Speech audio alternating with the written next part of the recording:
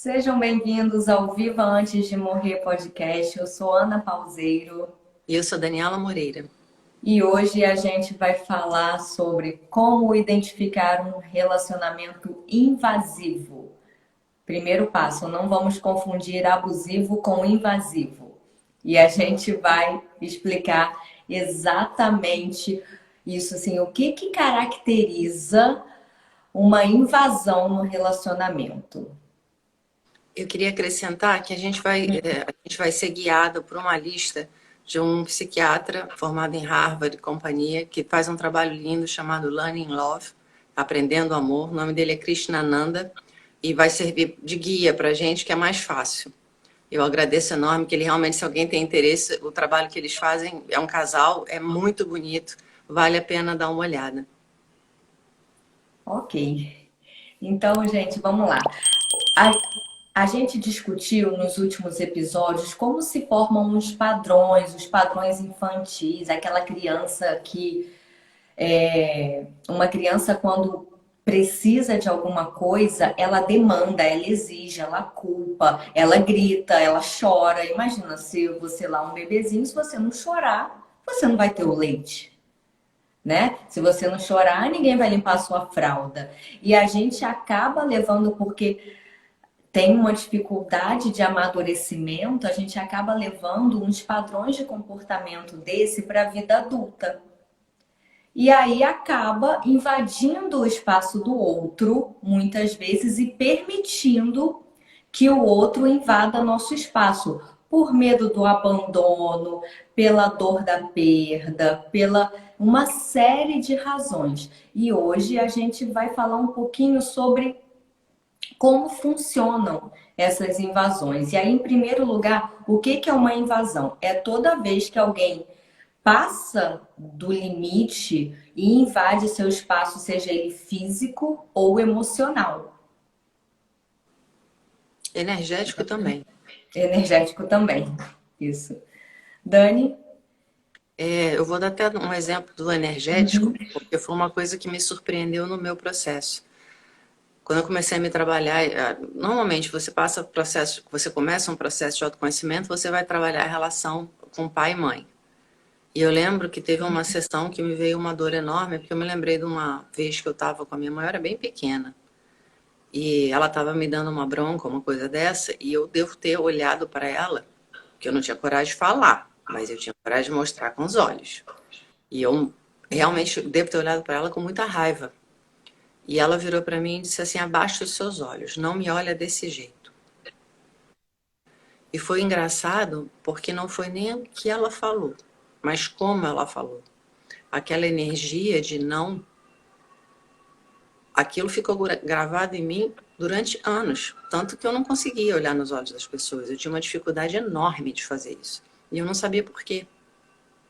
A gente não percebe, às vezes, a situação ela não precisa nem ser expressa verbalmente, basta a energia, porque volta lá para trás, a criança ela não tem filtro, ela não compreende, é uma coisa instintiva, e aquilo ficou em mim, custou muito para eu conseguir ceder isso. Isso é só um exemplo. Uhum. E aí a gente vai falar um pouco da.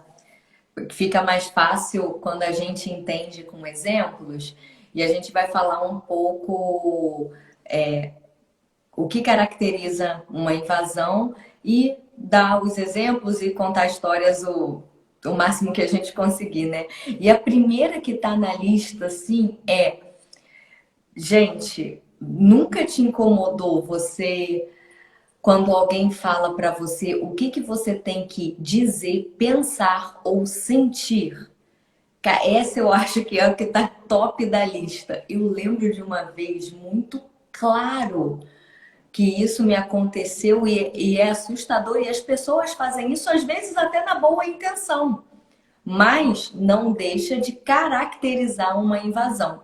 Quando eu comecei o processo de conhecimento, eu já falei isso aqui algumas vezes, eu tinha muito problema de estômago, sinusite, enxaqueca, então eu estava sempre no hospital. E às vezes, quando tinha uma crise de gastrite, eu tinha muita tosse, muito vômito, muito era bem ruim, né? E aí um episódio, eu lembro que eu tava com um namorado na época, e eu tava lá no meio da crise, ele falou pra mim, tosse direito. Eu, o quê?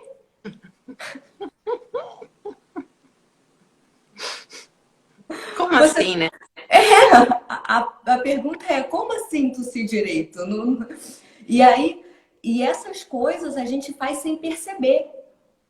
Perceber, você não deve se sentir assim, você deve se sentir assado, isso que você está sentindo é errado, ou você é louca. E a invalidação do que você sente é uma invasão quando você faz com o outro e quando você permite que façam com você, é uma falta de limite que você está colocando, é uma permissão que você está dando para outra pessoa invadir o seu espaço. E aí, como é que faz? Bom, nesse episódio da tosse, o que que eu fiz? Olha, eu tô aqui ferrada, não quero esse tipo de comentário. Se você não puder ajudar, não atrapalha. Vale lembrar que, na verdade, quando a gente fala em invasão, a gente pode ter uma facilidade de imaginar que é o outro é que invade, a gente não invade. Uhum. Mas aí a gente tem que recordar, os padrões de comportamento, eles se tornaram inconscientes. E eles vêm lá de trás com a necessidade de se fazer sobreviver. Então todo mundo tem. O que a gente tem que parar para se questionar é que será que isso que foi necessário para a sobrevivência é necessário hoje? A resposta é não. Então, o exemplo que a Ana deu e o exemplo que eu dei, como é que você começa a compreender e a se livrar disso? Percebendo, tomando consciência. E por isso é tão importante estar no momento. Então, ela conseguiu expressar, e no meu caso foi um caso só de consciência, porque eu não tinha como expressar. Quer dizer, o fato de eu perceber um mecanismo de defesa meu, é meu, eu não tinha mais nada para dizer. Ou de alguma forma alterar, porque tinha sido um passado tão longe, né? Mas, enfim, no momento em que você toma consciência, isso é o grande barato da meditação, a coisa por si só se desfaz. Porque a gente tende a se agarrar nesses padrões porque a mente aprendeu que essa é a melhor solução. E eu estou colocando isso porque eu e a Ana, a gente vem conversando muito de quando a gente vai começar a conversar sobre a mente em si. Porque, na verdade, a vida só acontece quando a mente para. A mente diminui, filtra, torce, manipula, enfim, é muito complicado. Mas isso é só para deixar o gosto de um outro momento. Então, basicamente, é se colocar, perceber. Inclusive, vai ter momentos que você vai perceber a invasão e não vai conseguir fazer nada. Você vai entrar no mesmo espaço infantil que dá aquela travada. Mas se você percebeu, quando essa situação passar, você tem a possibilidade de rever. Você tem a possibilidade de chegar e dizer, peraí, isso aqui não foi legal para mim. Eu não sou mais uma criança. Eu posso alterar isso. Como é que eu vou fazer esse processo de amadurecimento? Não existe nada mais cruel do que você invalidar o sentimento de alguém. As outras coisas, tipo, você tem que querer isso, você tem que fazer isso, você tem que pensar dessa forma, são invasões, são. Mas a coisa do sentimento, ela machuca demais. Porque quando você está pensando, querendo, fazendo, você está num lugar mais protegido, de certa forma. Agora, quando você está sentindo, não. Então, esse é um lugar que eu sugiro, enfim, que todo mundo fique mais acordado para, se a invasão acontecer, você, no mínimo, registrar que ela aconteceu para poder trabalhar com ela depois. E, se possível, porque a gente, né, você está assistindo essa live, enfim, de repente, na hora você vai olhar e dizer, você está invalidando as minhas emoções. E com isso, invadindo um espaço que não é legal. E aí realmente conseguir se expressar e já começar a mudar direto. Não importa, isso eu digo para todas as pessoas que vêm trabalhar comigo. Não importa o que você está sentindo. Se tem sentido, se não tem sentido, se é racional, se é irracional, se devia, se não devia, é o que você está sentindo. E isso tem que ser respeitado. Respeitado quer dizer que eu honro o que eu estou sentindo. Eu não culpo, não reclamo e também não deixo que invalidem. Quer acrescentar algo, Ana? Sim, e mesmo quando você percebe que está acontecendo uma invasão e você não consegue colocar o limite, e mesmo depois que você tenha que lidar com isso, é uma coisa até que a gente falou lá no primeiro episódio, se eu não me engano, sobre você reconheceu uma crise, já é o primeiro passo. Você já tá, mesmo que você não consiga fazer nada a respeito quando alguém invalida o que você está sentindo, né? Que é essa dor mais forte, você reconheceu a crise. Daí você já começa a tomar consciência para, em primeiro lugar, se tratar com carinho a partir daí, que se você vai ser a primeira pessoa a validar o que eu tô sentindo, independente se é loucura, se é errado, se é feio, se é bonito, não importa. O que você tá sentindo é o que você tá sentindo. Não dá para fechar os olhos para a realidade, é o que está acontecendo. E se o que você está sentindo é uma sensação que vem a partir de uma ideia fantasiosa, ok, não importa, você está sentindo. E a partir daí, com a tomada de consciência, com a validação disso, você pode alterar isso, isso pode vir a amadurecer, que aliás é a grande vantagem do você reconhecer as invasões que você faz e as que você permite que você faz, a grande vantagem é o amadurecimento e o aprofundamento das relações. Mas tudo vai começar com o reconhecimento da crise, com reconhecer, ok, isso está acontecendo. E daí você dá o próximo passo, que é agir a partir disso, ou é realmente validar, poxa, eu estou sentindo isso não é legal, eu não gosto de sentir, mas está aqui. E daí você vai começar a amadurecer e aprofundar para ter relações cada vez melhores, inclusive a sua relação com você mesmo, porque basicamente a gente se relaciona com aquilo que a gente sente, seja real ou não. Então não dá para negar esse fato. Não dá. Vamos pro 2? Vamos pro 2, que é o ser relegado, abandonado, é quando alguém não cumpre, é ser relegado, né? É o 2. Então é quando alguém não cumpre um compromisso, uma promessa que fez para você, ou quando você faz isso com alguém. É uma forma de invasão, que aliás essa é bem doída também, né? E essa aí a gente vai incluir o atraso. Quando alguém marca e atrasa. Também é o mesmo lugar. Quando você faz esse tipo de coisa, na verdade você está desrespeitando o outro. Simples assim. Se você marca e não aparece, se você diz que vai fazer e não faz. Por que a gente faz isso? Porque a gente não consegue dizer sim e não. Eu posso agora, eu não posso agora. Eu quero fazer, eu não quero fazer. Então você negocia.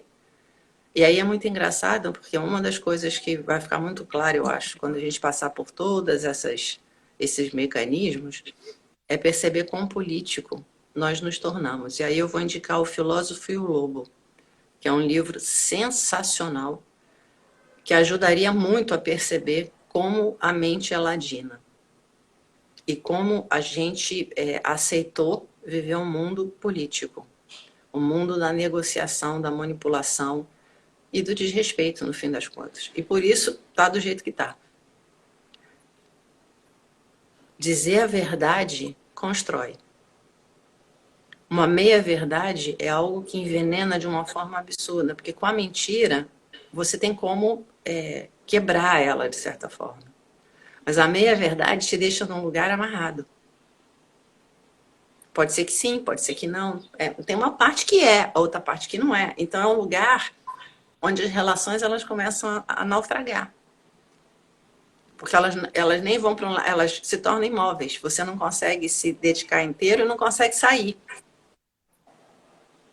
Esse negócio é muito importante de ver. E esse lugar é o lugar onde os jogos de poder acontecem. Amor e poder não cabem numa relação juntos. Ou você tem um, ou você tem outro. O outro faz pelo mesmo motivo que você faz. E aí, um tempo atrás, a Ana falou, aí como é que a gente resolve isso? A pessoa que tem mais consciência, ela precisa sinalizar. Sinalizar isso está acontecendo. Não é nem mal, nem ruim, nem isso. Não, isso está acontecendo. Como é que nós vamos lidar com isso? Ah, nós não vamos lidar porque você não está pronto? Então, como é que eu vou lidar com isso? E aí volta a história do que a Ana estava falando. Conhecimento te dá liberdade. No momento em que eu enxergo onde está o problema, eu tenho como solucionar o problema. Simples assim. E a gente está passando por esses pontos exatamente para você começar a enxergar. Peraí, a pessoa marcou comigo e atrasou. Isso é uma invasão. Isso não é normal. Isso não é amoroso. Isso não é respeitoso. Como é que eu vou lidar com isso? E aí a mudança começa a acontecer. E ressaltando que isso não cabe só para relacionamentos amorosos, né? Isso cabe para qualquer tipo de relacionamento, seja amizade, profissional, familiar. Com cachorro não vale, né? Porque o cachorro não vai entender essas coisas. Brincadeira, Quando mas... é cachorro. Hã? Até com cachorro. Enfim, que aquilo, o cachorro, ele lê energia. Ele lê energia. É verdade. E olha, quando surgiu sem querer esse assunto, mas quando eu tô meio destrambelhadinha aqui em casa, que eu percebo, caramba, desconectei, tô meio perdida, não tô sentindo aquele centramento, não tô vendo aquela clareza, é quando o cachorro faz xixi no sofá. O Toby, o O primeiro cachorro cachorro que eu tinha, sinaliza isso, é impressionante. quando ele me sentia assim, ele ficava insuportável. Até eu explodir. Aí quando eu explodia, eu via, pô, tava ruim. Aí ele ia dormir. Eles são realmente sinalizadores, é impressionante. Agora, voltando aqui que você falou, é aí que começam os jogos de poder e entram mais duas formas de invasão pegando esse gancho, que já vale a pena falar aqui porque está bem conectada. Que quando começam esses jogos de poder, começam duas coisas: provocações e quem vai ganhar a discussão. Aí é outra coisa assim que não tem como ninguém ganhar. Não tem como, que se você está provocando, está alfinetando o outro, quer dizer que você está vindo de um espaço dentro de você que está muito doído.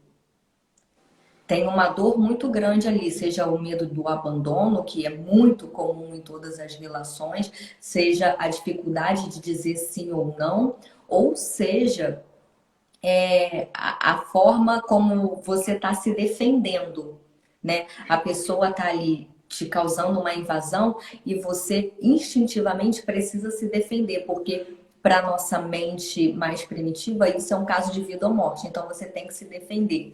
E aí começam as provocações, as alfinetadas, e se é uma pessoa que você conhece bem, você já tem anos de convivência, você sabe onde está a ferida, aí você vai lá e vai pegar na ferida da outra pessoa e começam discussões e um querendo ganhar a discussão, o outro querendo ganhar. Ninguém chega a lugar algum, porque tá todo mundo apenas se defendendo e não indo no núcleo do problema de falar, poxa, você fez isso, quando você faz isso, eu tenho medo que você vá embora. E se você for embora, eu vou sofrer muito.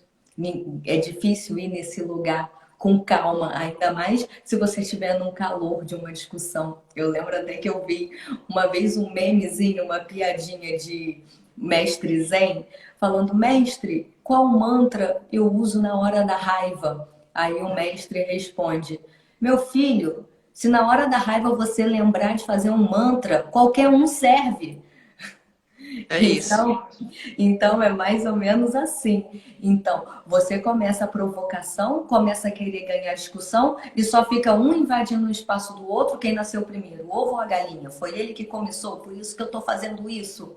E aí é aquela coisa, volta para a consciência.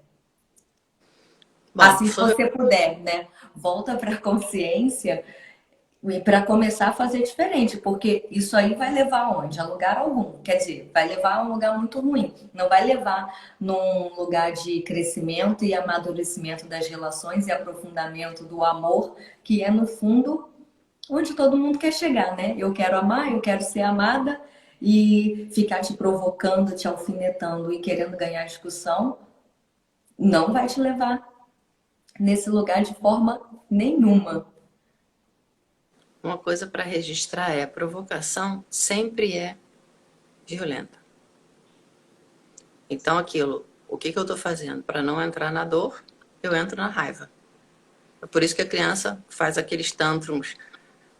Quando fica overdose, ela começa a berrar, gritar, espernear, isso, aquilo, para pôr para fora. Esse mecanismo está aí, mas agora ele é disfarçado, né, por todo um conceito mental, e aí vira provocações só para ver. Né, porque, de repente, é um ponto cego que ela tem que ver e que não sei o quê. Enfim, mas é violento. E aí eu vou colocar um troço que me incomoda, sempre me incomodou desde muito cedo, e hoje me assusta demais. A quantidade de vídeos que os casais fazem desse tipo de coisa, tipo assim, a pessoa está casando, vai comer o bolo de casamento, num vestido de noiva. Aí um enfia o bolo na cara do outro. Isso não é brincadeira. Isso é violento. E tem um monte deles. Esse tipo de coisa tem que ser vista. Não há explicação, não há justificativa para isso. Não é engraçado. É violento. Alguém estacar alguma coisa na cara é violento. E no primeiro dia do seu casamento, isso é um alerta absurdo. A forma como você se deixa tratar vai determinar o tipo de relação que você tem. Assim como a forma como você trata os outros. Esse tipo de responsabilidade precisa ser honrada. Cada ação minha vai gerar uma reação. Qual é a beleza e a oportunidade no relacionamento? É você lembrar que você é criador da sua vida. O que está acontecendo entre vocês tem a participação dos dois. Em todas elas. E quando você falou em todas as relações, eu pensei assim, gente, até a tua relação pessoal, tipo assim, amanhã eu vou arrumar meu quarto. Amanhã vira 30 anos depois. Enquanto isso, você está morando numa pocilga. Você não cumpriu aquilo com você. Você não se cuidou, você não se respeitou. Ah, negócio de dinheiro. Não, eu vou lidar com dinheiro com mais responsabilidade. De repente, quando você olha, você está no negativo. É a mesma coisa. Enfim, a gente falou de provocação e o outro foi querer dar a última palavra. Ganhar em discussão. E aí, nessa questão que você falou, também é a forma como você se trata, porque no final o outro te trata exatamente da forma como você se trata. Então é sempre um sinal de alerta. Fulano tá me tratando assim. Eu me trato assim? Para fazer essa pergunta. Mesmo que você não Para se... para fazer Você essa se deixa tratar, que é tão é, grave quanto. para fazer essa pergunta que é muito importante, muito importante. E aí, logo depois, um outro tipo de invasão, que essa não parece invasão, exatamente o oposto da provocação. Assim, eu estou aqui provocando, discutindo, eu quero ganhar discussão, e tem o oposto, que é você ignorar o outro. Só para completar o anterior, o negócio de querer dar a última palavra, isso também está se apresentando direto na nossa sociedade contemporânea, que é basicamente o seguinte: quando eu fico preocupada em terminar e ser a última a falar e colocar, e impor, de certa forma, a minha verdade, o que eu estou fazendo é não ouvir o outro. E isso é muito complicado, porque não existe comunicação possível se você não for capaz de realmente ouvir o outro. E a coisa do ignorar, de certa forma, é isso a oitava acima. Uhum. E é profundamente desamorosa. Muito obrigada, Vera. É profundamente desamoroso e profundamente desrespeitoso. E é muito engraçado que a gente pensa assim, é desrespeitoso com a pessoa que está sendo ignorada. Não, é desrespeitoso com você também. Porque se você está ignorando, na verdade você está dizendo que você não é capaz de lidar com isso. Que você não é capaz de colocar limite, você não é capaz de trazer saúde. Sempre vai ser para os dois lados.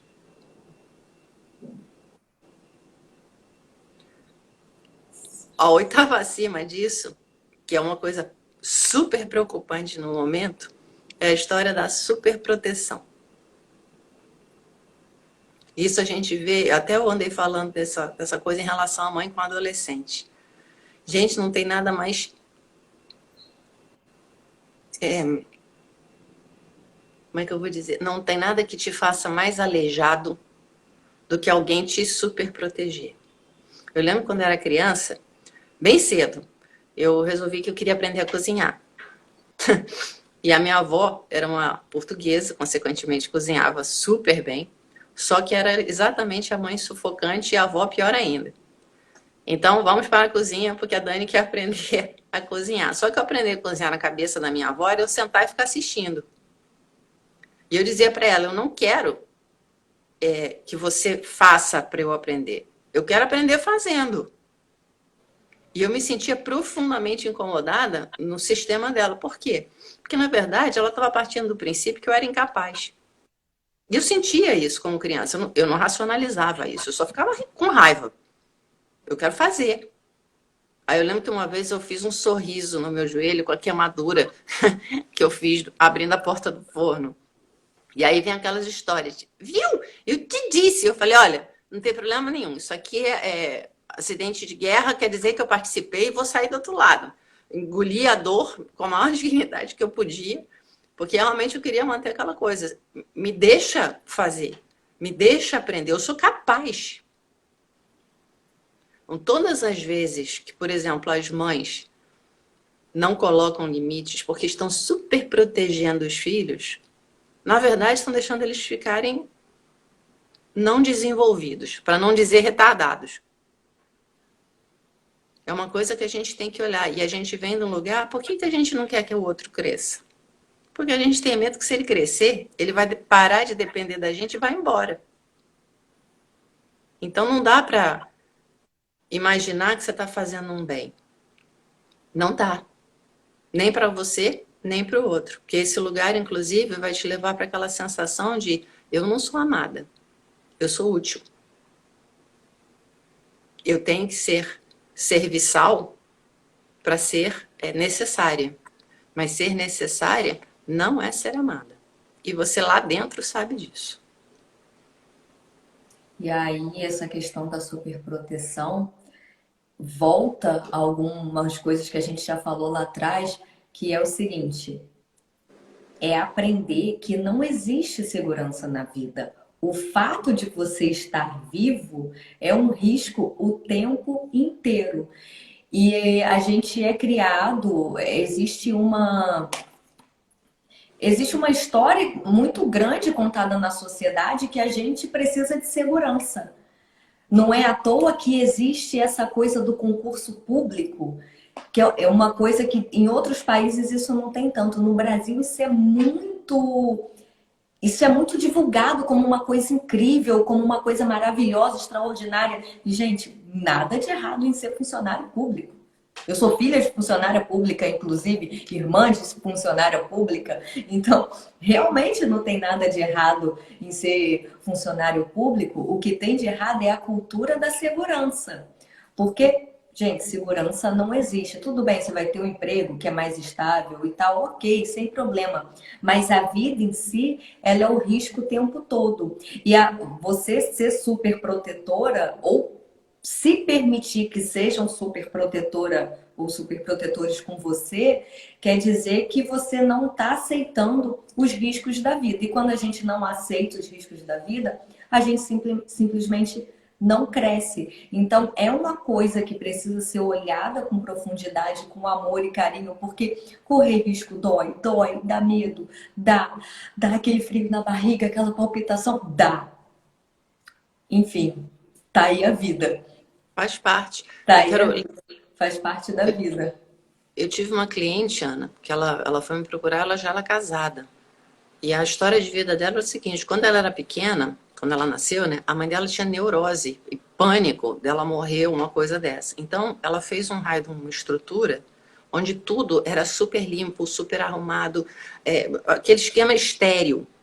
Quando ela chegou aos 15 anos, ela começou a ter um problema atrás de outro de saúde. E aí o médico pegou, graças a Deus, chegou num bom médico, o médico disse: olha, você não tem sistema imunológico, porque você não teve desafio. Então ela teve que montar um sistema, ela teve que começar a fazer uma série de coisas para montar o sistema imunológico dela, porque na preocupação de resguardar, a mãe enfraqueceu ela a esse ponto. E isso é um exemplo máximo do que a gente faz em todos os outros níveis.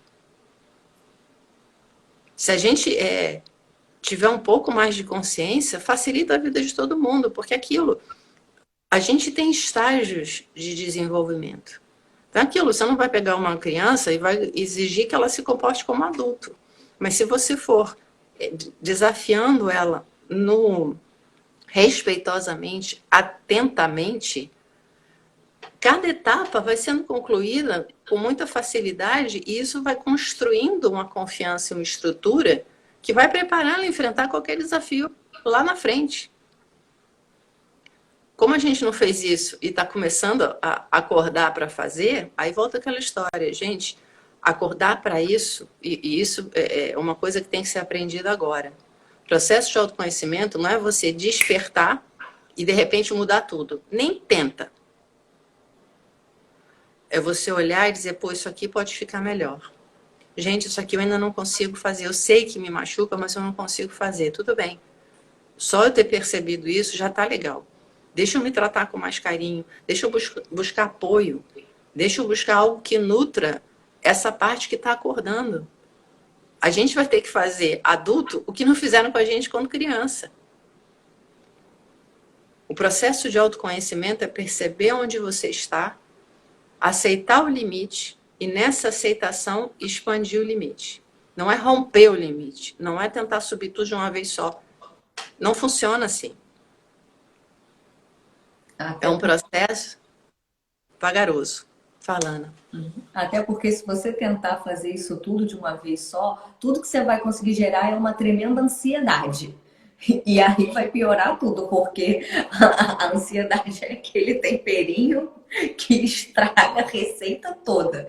Então é ir com calma e se perceber e se perguntar o tempo todo qual o pequeno risco que eu posso correr. O que dá para eu fazer hoje? Eu lembro que no meu processo eu tinha uma relação muito difícil com a comida, né?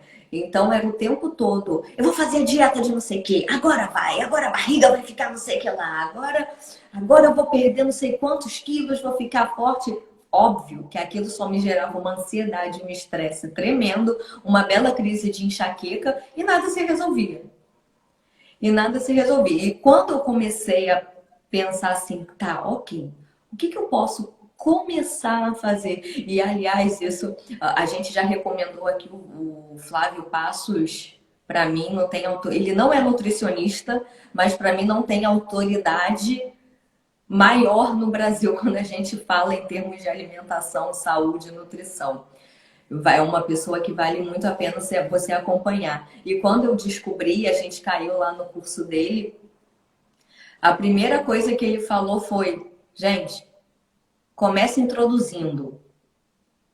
Comece introduzindo o que te faz bem. E olha, isso foi a tremenda mudança. E a gente pode fazer isso no processo de alimentação e pode fazer.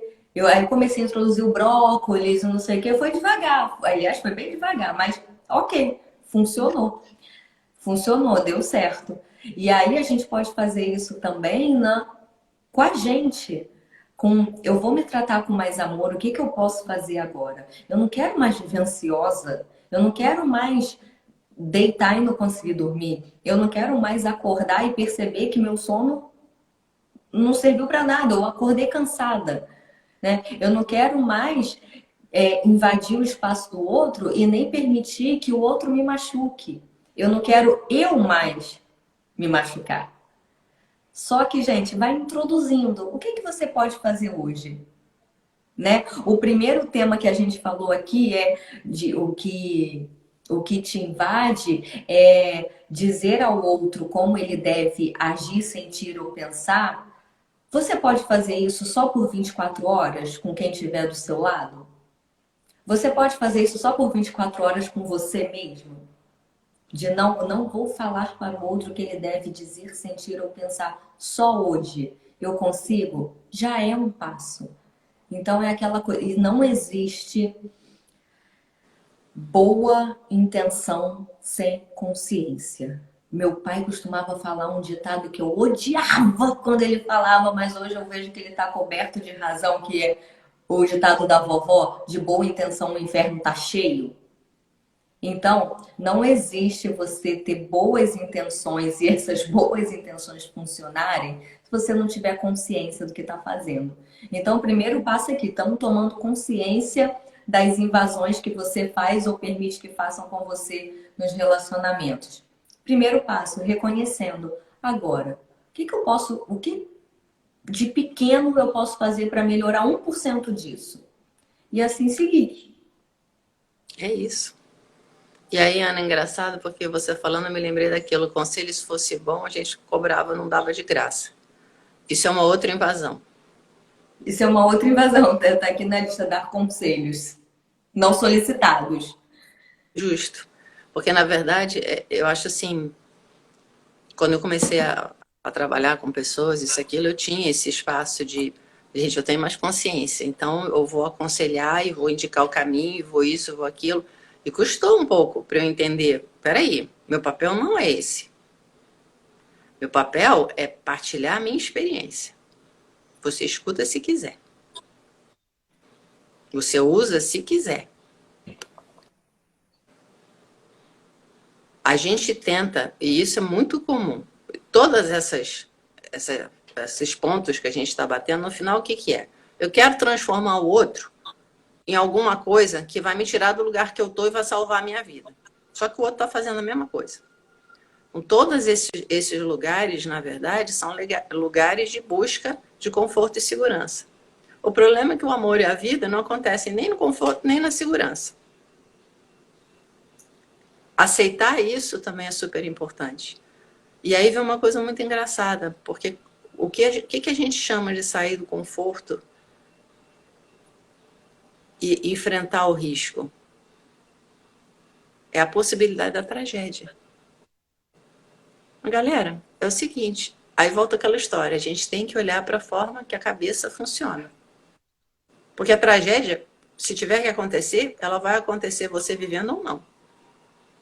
A única diferença é a qualidade da tua vida por causa disso. Eu me lembrei desse... Como é o nome do rapaz com cachorro, Ana, que eu esqueci? O que faz... Jesse Cos. Uhum. Esse rapaz, para mim, ele é o exemplo a ser seguido. Não foi por outra razão que o mundo inteiro respondeu da forma que respondeu à passagem dele. Para quem não sabe quem é, só fazendo um adendo, é um rapaz que acho que desde 2017 viajava de Fusca com um cachorro e ele faleceu agora, acho que tem 2 semanas, num acidente de carro no Oregon, nos Estados Unidos. E aí foi uma comoção geral, exatamente por essa razão que a Dani está explicando. De repente você vê um rapaz que teve a coragem de ir atrás de um sonho. O sonho dele era viver viajando o mundo todo. E ele fez isso. E achei engraçado que outro dia eu vi uma reportagem, não sei nem aonde, o cara perguntando assim, gente, mas você vai fazer isso com cachorro? Aí ele falou, Eu vou viajar exatamente. Aliás, eu comprei o Fusca justamente para ir com o cachorro, porque ele é meu melhor amigo, não vou a lugar nenhum sem ele. É aquela coisa do cara que descobriu um lugar de nutrição interna, de relação dele com ele, e assim, as poucas coisas que eu vi dele colocando as experiências dele, vem aquilo, o cara que está aberto e assume risco, o que ele encontrou? Ele encontrou pessoas disponíveis. Ele encontrou gente que aquilo pouco tinha e, no entanto, deu para ele. Em todos os momentos, ele teve a humanidade transbordando o seu melhor, porque era do lugar que ele estava vindo. Aí as pessoas falam, ah, mas ele morreu. Gente, não, ele viveu. Ele fez o que todo mundo vai morrer. Mas ele mostra que você pode viver antes de morrer. Para mim, assim, foi muito emblemático a resposta que o mundo deu, especialmente saindo da pandemia, onde o medo de morrer ficou muito claro quão poderoso é no momento e o quanto de vida isso está tirando das pessoas. Ao invés das pessoas acordarem, gente, existe uma possibilidade? Não, existe uma certeza. Todo mundo vai morrer. Então vamos viver com qualidade? Não, foi todo mundo para trocado. Todo mundo vai morrer, então vamos nos esconder dentro da geladeira de casa e ninguém sai. Vamos deixar os parentes fora, vamos cortar relacionamentos, vamos não sei o quê, vamos deixar pessoas morrerem sozinhas no hospital, porque aí a gente não... Hello? O que aconteceu foi muito sério. Que sirva de aprendizado para a gente fazer diferente. Todo mundo vai morrer. A questão é, como é que a gente faz para realmente começar a viver? E o risco, ele é muito maior quanto mais você se esconde e se fecha. Porque aí aquilo, nem sistema imunológico você vai ter. Exato. Enfim, vamos adiante. Enfim, antes da gente seguir, eu queria falar, porque no decorrer dessas explicações acontece uma dúvida assim. Tá, mas e aí, como é que eu faço? Eu queria falar dos 3 erros principais que as pessoas cometem. Tá, como é que eu vou resolver isso? Ai, tá me invadindo, eu tô invadindo. Como é que faz? E são 3 erros principais que as pessoas cometem, inclusive eu já cometi vários desses, né? Quer dizer, esses 3 várias vezes, né? Que é que não vai te tirar desse lugar. Então, a dica é para não fazer isso. Primeiro, culpar o outro. Eu tô invadindo porque ele me invadiu, né? Ó, eu tô te provocando porque você me ignorou. Isso não vai resolver. Não justifique a sua invasão como resposta a uma outra invasão, que isso só vai gerar aquela bola de neve negativa, né? Que só vai crescendo a miséria. A outra é esperar que o outro dê o primeiro passo. Ah, mas ele tá se comportando assim, a Dani pisou no meu pé, não pediu desculpa, a Dani não vale nada. Aí eu tô esperando lá que a Dani venha me pedir desculpas. Às vezes ela nem percebeu que pisou no meu pé. Então, pois é. A segunda coisa é, não espere que o outro dê o primeiro passo. Você tá com a consciência de que tá havendo um problema, você dá o primeiro passo. E a outra é, deixa eu ver. A outra é não olhar para as próprias invasões. Você só aponta o dedo pro outro e não olha o que você faz. Gente, porque todo mundo faz. Todo mundo. Até hoje eu não tive a oportunidade de acontecer. Nós somos humanos, a gente erra.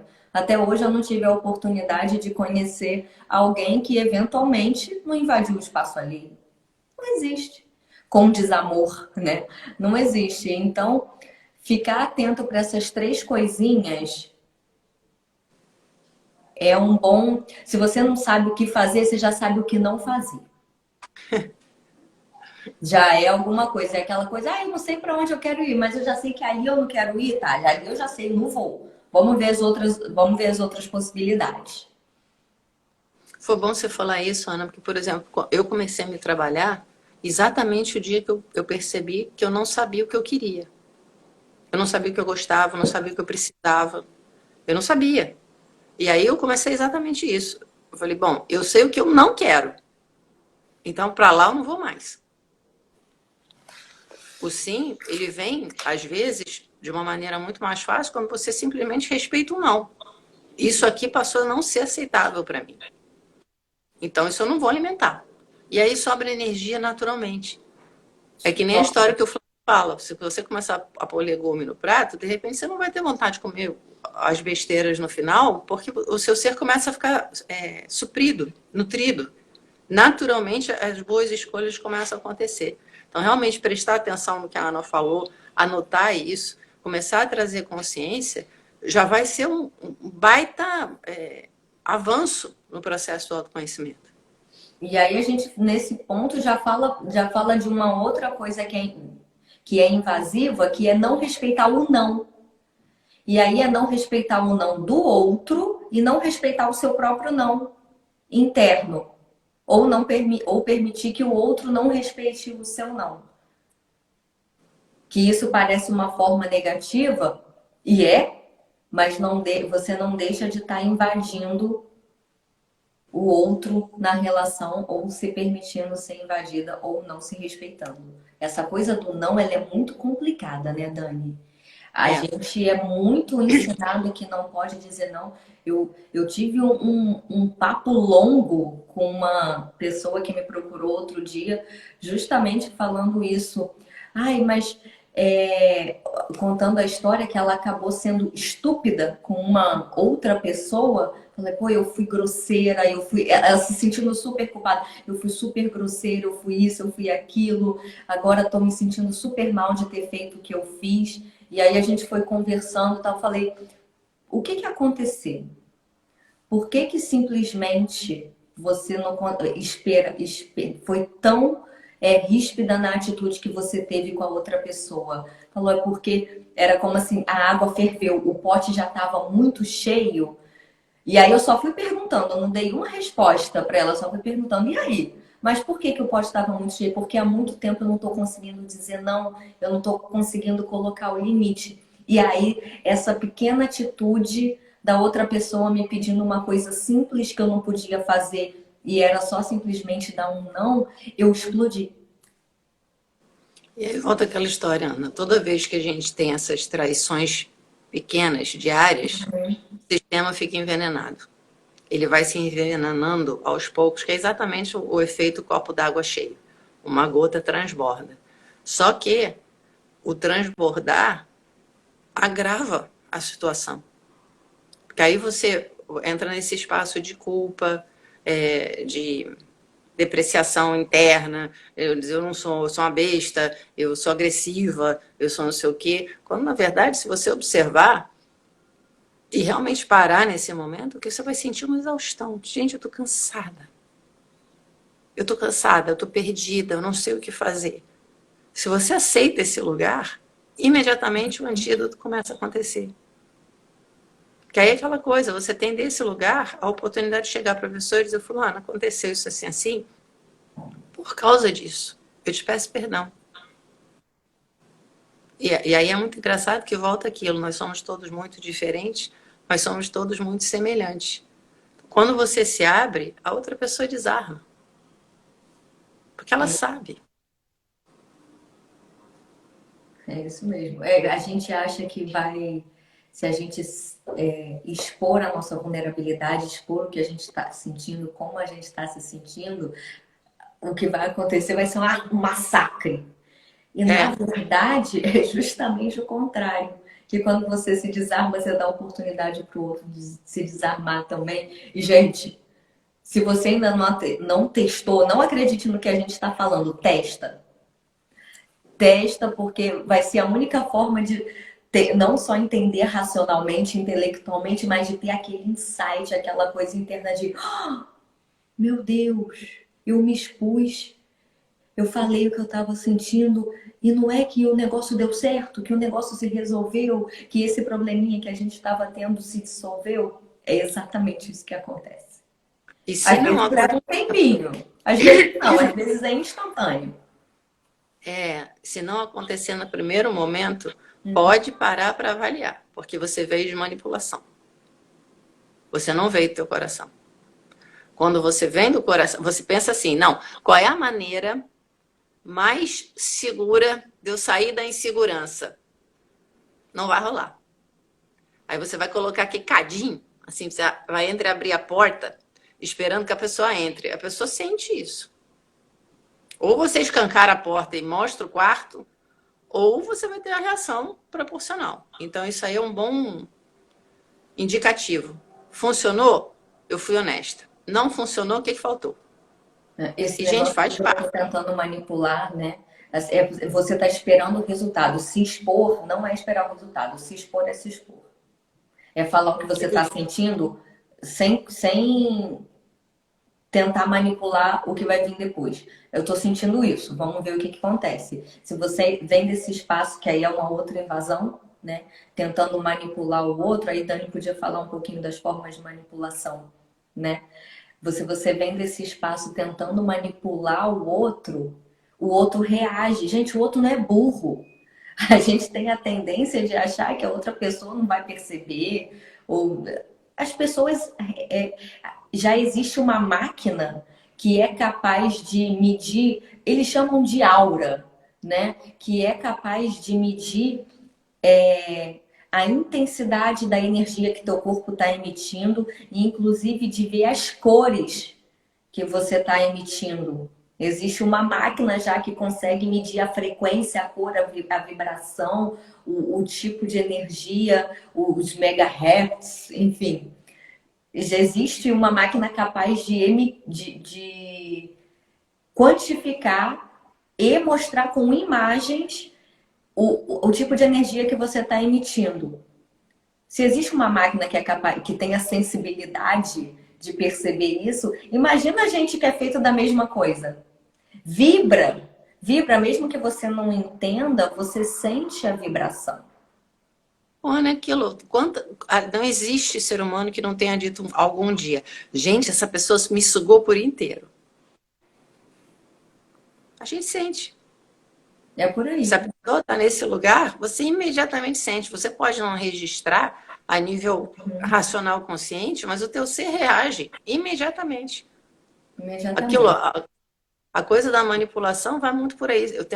Eu fui essa adolescente, né? E a minha mãe era isso também.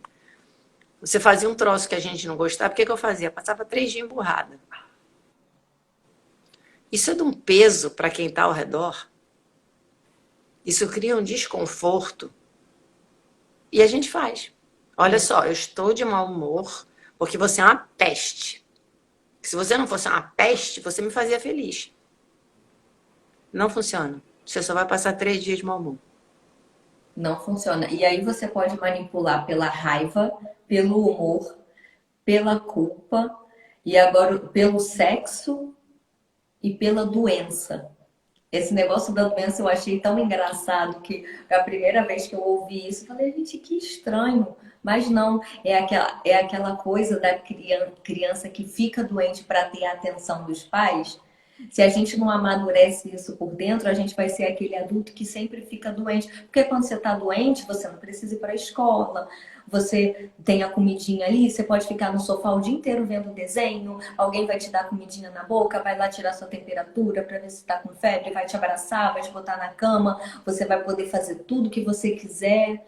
E aí, se a gente não amadurece, de repente vira um adulto que fica doente para manipular a situação ou até para descansar. Porque a gente não. Também é outra coisa, um estigma da sociedade que você não pode descansar, né? Você tem que trabalhar, tem que produzir, tem que ser incrível, tem que ser super-herói, tem que ser a super-mãe, a super etc.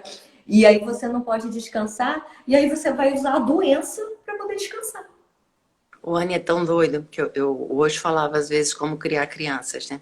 E tinha um ponto que ele batia recorrentemente. A criança adoeceu, você tem que tratar ela, mas não com excesso de amor, com excesso de cuidado. Você tem que dar incentivo, exatamente o contrário. Você trata, você faz a coisa o mais árido possível, para ela ter interesse em sair daquele lugar. E aí, quando ela fica boa, você recompensa. E a gente faz exatamente o contrário. O pai que passa batido, que está trabalhando, que não tem tempo, que não isso, que aquilo, quando a criança fica doente, ele gruda do lado da cama. E a criança entende, se eu estou bem, papai não olha para mim. Mas se eu estou ruim, ele olha. E aí você incentiva ele, que realmente esse mecanismo fique grudado no corpo. E quando você é adulto, você vai fazer a mesma coisa. Com um pouco de consciência, é aquilo, trata a criança. Mas não faz com que ela entenda que ficar doente traz ganho. E a gente faz isso.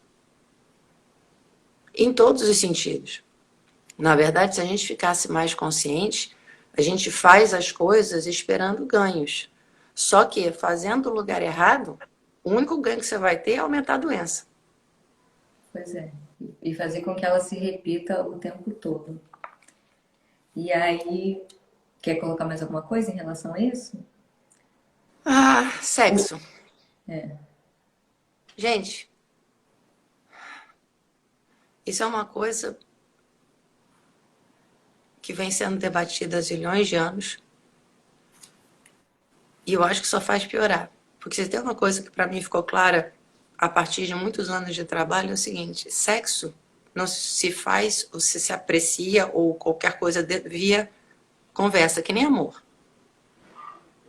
Ou você se abre e vivencia, ou você vai ficar inventando história e torturando a vida de todo mundo. Volta para aquela coisa da nutrição que a gente fez. Se eu estou saciado, eu não vou ficar o tempo inteiro falando de comida.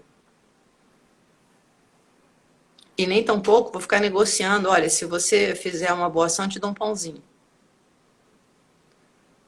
Não é assim. Sexo é a coisa mais importante em termos de evolução. Em que sentido? É o momento onde duas energias se encontram, muito provavelmente para criar uma terceira. A qualidade da energia vibrada neste encontro vai determinar a qualidade do fruto. Se a gente entendesse isso, ia ter uma maneira muito mais respeitosa, íntegra e verdadeira para lidar com o sexo, e ele jamais seria usado como propaganda de produto, negociação de emprego, e incluindo estruturas de relacionamento. E a gente deixou o sexo ir para esse lugar. Esse tipo de pensamento nunca vai levar você para um florescimento. Sexo é um momento onde duas almas se encontram através do corpo. É um momento de confiança a nível máximo, porque você está entregando o seu corpo a uma outra pessoa. No mínimo, era para a gente criar uma atmosfera quase que sagrada ao redor disso. Não porque eu seja puritana, não porque eu seja, sei lá, moralista, não. É uma questão de respeito próprio. É o teu momento nu. É o momento onde você se torna mais entregue. Então tinha que vir de uma consciência, de uma presença a nível máximo. De todos os mecanismos doentes da sociedade, o sexo, até pela força envolvida no processo, quer dizer, a força da sobrevivência, foi a mais cruel. O que foi feito a nível de conceituação sobre sexualidade é absolutamente absurdo, assassino, neurótico, doente. O processo de autoconhecimento, ele vai fazer você perceber a responsabilidade necessária para uma entrega saudável. E isso é muito importante porque aquilo, no momento em que você se despe, esse é um lugar de maior vulnerabilidade.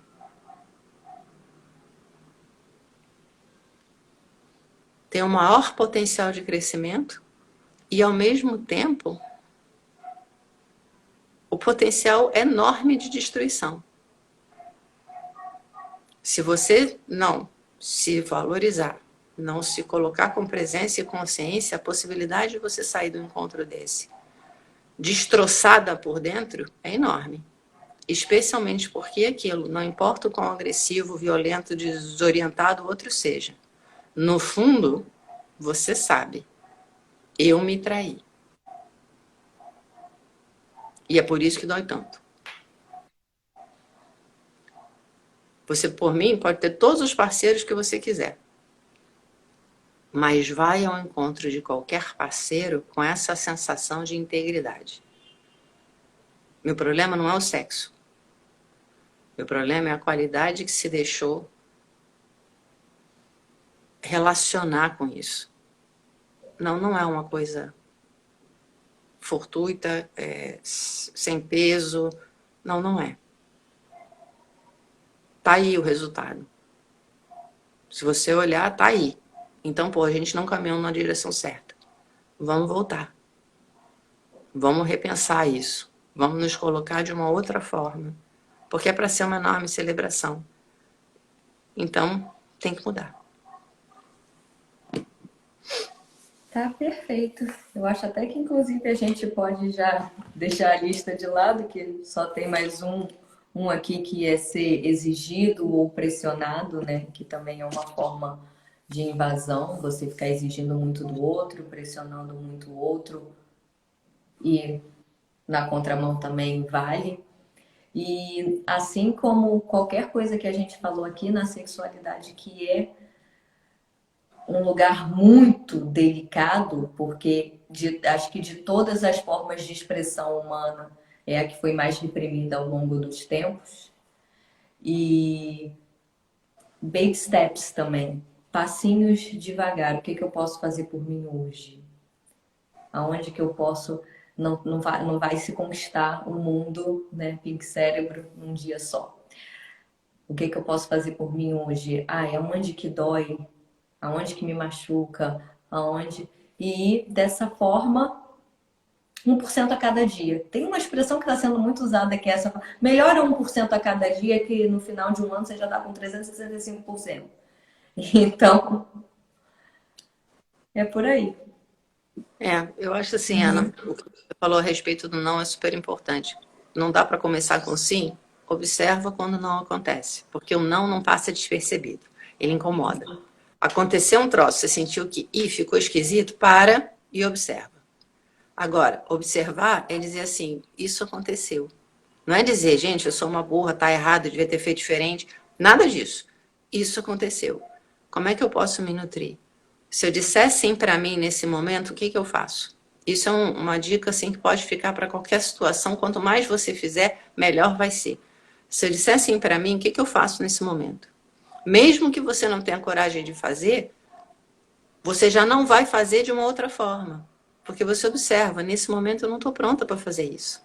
Mas eu já sei que é o que eu gostaria de fazer. Então, qual é o apoio que eu posso, qual é a nutrição que eu posso buscar para me fortalecer para dar esse passo? E é o que a Ana falou, baby step, passinho de bebê. Autoconhecimento tem a ver com a paciência e com cuidado atento.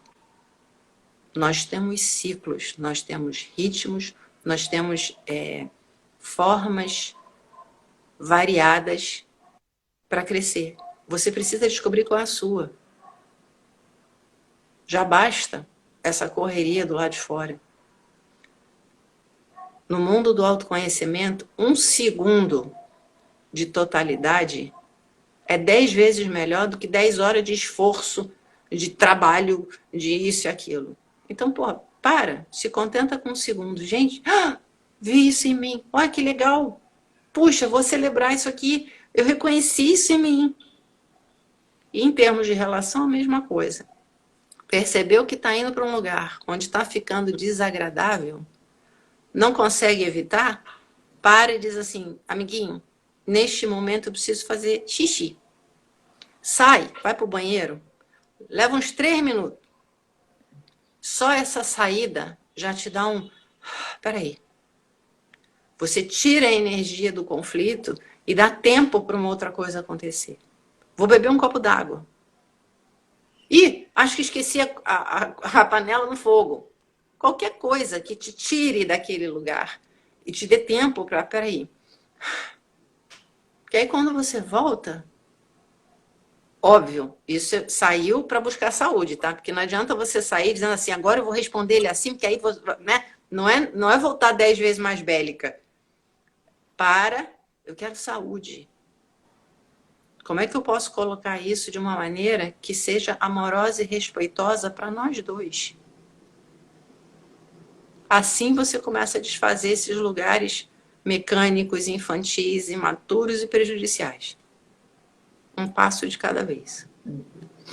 E até porque o 1 segundo de consciência, nessas vezes que acontece, 1 segundo de consciência você tem um insight, dá uma clareza que de repente muda tudo. Muda tudo e você vai, a partir do que você entendeu naquele momento, você vai agir de uma outra forma que vai mudar uma situação de repente que estava recorrente, você não conseguia lidar e agora já conquistou as ferramentas para poder caminhar e que isso se dissolva na forma, né?